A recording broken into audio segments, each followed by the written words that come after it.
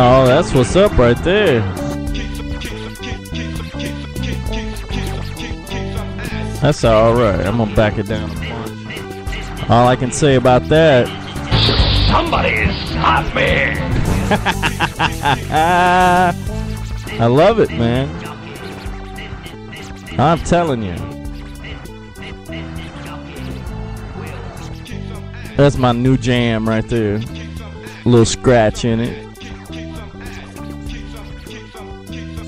We'll be putting out a best of album towards the end of the year. Only $55.99 plus shipping and handling, and any extra fees we feel like throwing in. Alright, so check this out. On Facebook, I follow this Tattoos and Girls page. Tattoo and Girls page. And I'm gonna tell you, some of these chicks are just hot. I've often thought, you know, I'm not really big on a lot of the tattoos and stuff, but some of the places they get them, and they still like to show them, are pretty freaking hot. You just have to check that out on your own time. Nothing better. Alright, I got a story I wanted to tell you guys about, I guess it would be my most recent trip to Europe. We get to Atlanta to the airport. Now, months in advance, we had bought our tickets for this plane flight. And we end up at the airport put on standby, which really bothered me. I don't know how the whole setup works with standby on an airplane, but dude, you got to do it in some way, like involving when you purchased your ticket. I mean, our tickets were way in advance, months in advance, because as your friendly neighborhood personal travel agency, I can tell you, if you'll watch ticket prices in advance, you can save a lot of money. Go to a website called Airfare Watchdog and put in the flight that you're wanting, and they'll give you a daily rate change on that price. Typically, the middle of the week is the best time to buy a ticket if you're buying in advance, because they're cheaper. So you can go ahead and purchase your tickets well in advance. However, you should be aware sometimes you might get put on standby like we did. Well, this plane is late leaving. With headwinds, we're late arriving. And we get to Atlanta. And once you get into Atlanta, you have to clear customs. And you have to go through another TSA checkpoint. So I get there, I'm kicking my shoes off, I've got my hat with stuff in it and my bag, and I'm doing the best I can to make my gate before we leave. So grab everything, haul ass. We make it to our gate, and it occurs to me I don't have my carry-on anymore. Now, my carry-on bag had all of my favorite souvenirs. It had my Venetian mask that I purchased. It had my scarf from Florence. It had the painting that I bought in Venice.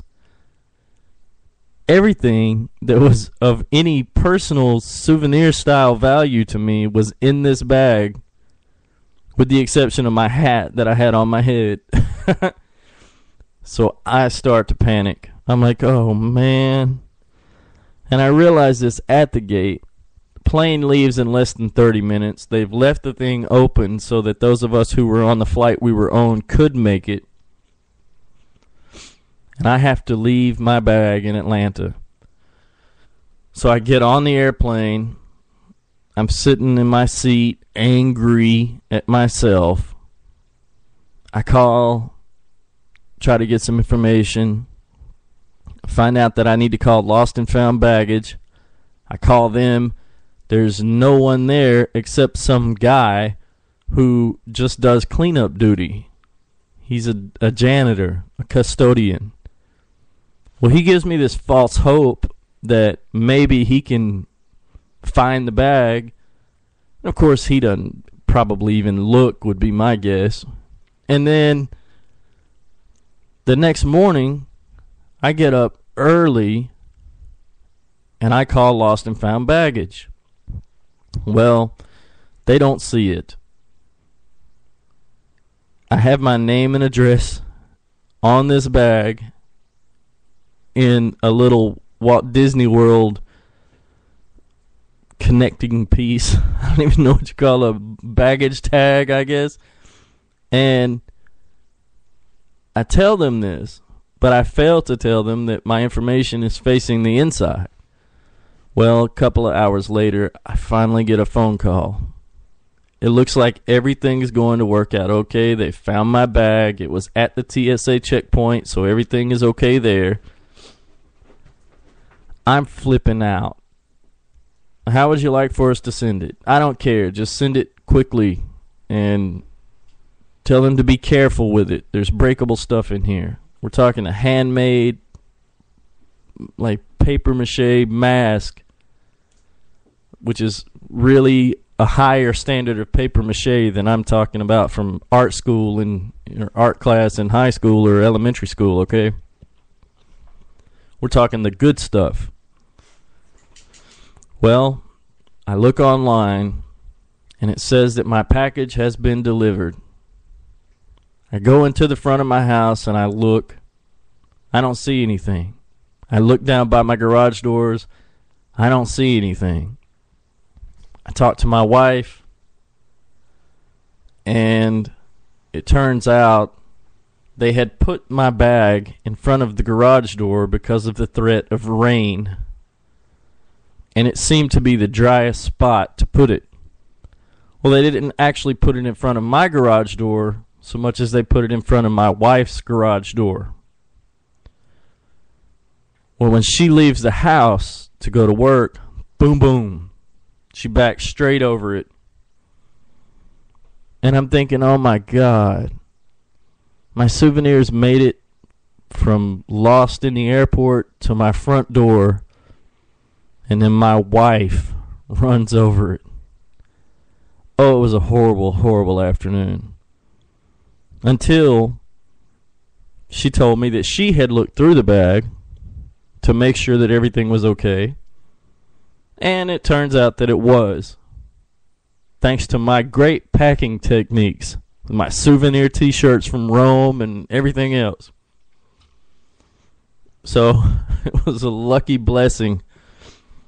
I picked up a book I was reading at the time, and I found a napkin from KLM Air France that I was using for a bookmark. And on that napkin bookmark was a name and a phone number. And it brought back this flood of memories, and I was like, oh my God, I'm so lucky to even have any of my souvenirs. A lot of these things would have been okay regardless, but in particular that mask. And I had a couple of glasses because I collect the 16-ounce pint glasses if they say something special on them. I don't really need the clear ones, but if it's got a beer name on it or something unique, I'll collect them. And boy, oh boy, was I one happy camper when everything showed up all in one piece. Even after my wife tried to kill it. But fortunately, everything worked out okay. And I had to tell you that story today. It was a hell of a moment. I think number 2 on my list of most crazy airline moments. The other is when we went to the Ringside World Championships in Kansas City, Missouri, and I had a bunch of boxers with me and a ringside doctor and a couple of old coaches that boxed in the Masters end of it and division of it, and we're leaving, and we get to the airport early, check our bags, and it occurs to me, after I check my bag, I don't have my driver's license. It's in my wallet, in my bag. So, being a student pilot, I was very, very embarrassed. I thought, of all things, I should know better than this. But shit happens. So, I end up running back to where I checked my bag, and obviously too late. I ask them, and they say, sorry, it's on the plane. I go to the gate. They ask me if I have any other form of identification. I don't have any form of identification that's not packed safely away in my checked bag. So that day, I got to go through the entire real screening process. You know the people that get pulled to the side for the random security checks? Yeah, I was that guy, except I wouldn't have been had it not been for packing my wallet. So they give me the whole king caboodle of behind-the-scenes run-through. Trust me, I knew I was clean after these people got finished with me. Obviously, they did. But I get into the area where the plane's going to take off. And as I'm sitting in the terminal, the ringside doctor says, man, I just wasn't sure you were going to make it. I was really worried about you missing the flight. I said, you know, I was too. Especially since all of my credit cards and cash and anything else I might have had was going to be on that aircraft flying from Kansas City to home. So, anyway, I made it, fortunately. But, hey, these are the hard lessons you learn if you don't pay attention ahead of time.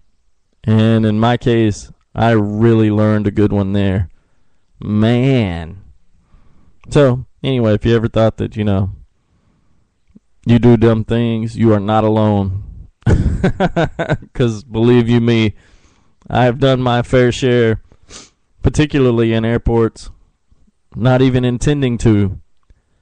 I'm going to talk to Bob Brutus at some point in the future and see if Bob will come on and tell you his story in the Denver airport, but that's not my place to tell. He's got a little more excitement than even I do within the airport. So it's craziness. It's absolute craziness. I didn't want to get into anything too heavy here today. I was just kind of chilling. I thought, you know, you got to get your ass back in gear and get on the air, man. There are people that listen to you that actually want to hear what you have to say. So here I am. My apologies for being gone for a week. The quality of the last recording was terrible. I'm hoping this one will be much better. We'll see. Time will tell. But I've been working a lot on trying to get the input proper and make everything work the way that it should work, so that hopefully in the future you'll have a better quality sound from this guy's radio station. That's about all I got for today, though. I am going to hit you with this one more time. Hey everybody, Kevo Booker here. Don't forget to keep up with the crazies. Follow Audacity_radio on Spreaker.com, Facebook.com, and Twitter. Or subscribe in the podcast section of the iTunes store. Contact us at audacityradio@gmail.com. And don't forget to check out audacityradio.com.